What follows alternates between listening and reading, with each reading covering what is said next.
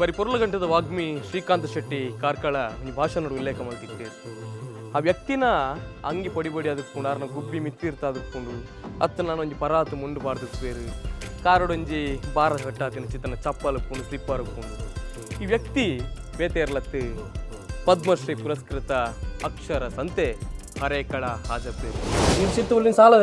ಸಾಲ ಅಪ್ಪಗೆ ಹನ್ನೆರಡಕ್ಕೆ ಅಪ್ಪಗೆ ಡಜನ್ ಲೆಕ್ಕ ಅಪ್ಪಗೆ ಹನ್ನೆರಡಕ್ಕೆ ఏంటారు హౌ మచ్ ఎందుకేంటి ఇంక ఉత్తర కొరియా రాజు ఆ కాలాడు ಹೌ ಮಚ್ ಕೇನ್ ஆமாம் இது 35-40 ವರ್ಷ ದುಮ್ಮದ ಕತೆ ಅಪ್ಪ ಉತ್ತರ ಅಪ್ಪ ಡಜನ್ ಲೆಕ್ಕ ಅಪ್ಪ ಹುಟ್ಟ ಇತ್ತನ ಹಾಕ್ಲಾಡ ಪಂಡ ಇಂಗ್ಲೀಷ್ದಕ್ಕೆ ಮತ್ತು ಹೌ ಮಚ್ಗೆ ಉತ್ತರ ರಾಜು ಅಪ್ಪ ಆ ಬಂಡರಿ ఇక్కడ ఇంగ్లీష్ తెరినాకల ఎన్న వారించి కిరాయి ఎత్తాను కేన్వారు పండ్ల పండ ఆ కాలాడు అప్ప యాన్న మొజింగారాదే అప్ప ఇంక ఎన్న ಕುಟುಂಬ ಯಾನ್ನ ಎಂಚ ಮುಜ್ಗಾರ ಅನ್ನ ದುಂಬ ದಾದಂಡ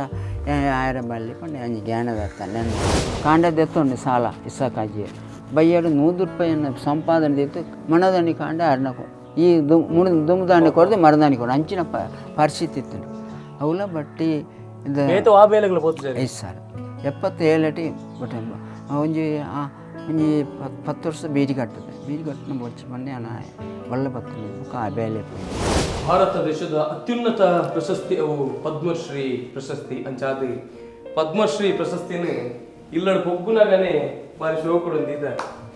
ನೆಕ್ ಬೀಗ ಬರ್ತೀನಿ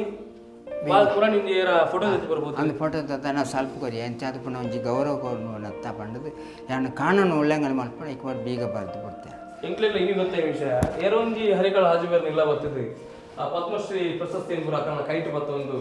ಆ ಫೋಟೋ ಮತ್ತು ಸಾಮಾಜಿಕ ಜಾಲತಾಣ ಪಾಡ್ದಿರ್ತೇವೆ ಅಂಚಾದ ಮೇರೆ ಎದ್ದು ಬಕ್ಕು ಒಂಜಿ ಐಕ್ ಲಾಸ್ಟ್ ಒಂಜಿ ಪೆಟ್ಟಿಗೆ ಅಂತ ಐಕ್ ಬೀಗ ಮಾಡ್ದು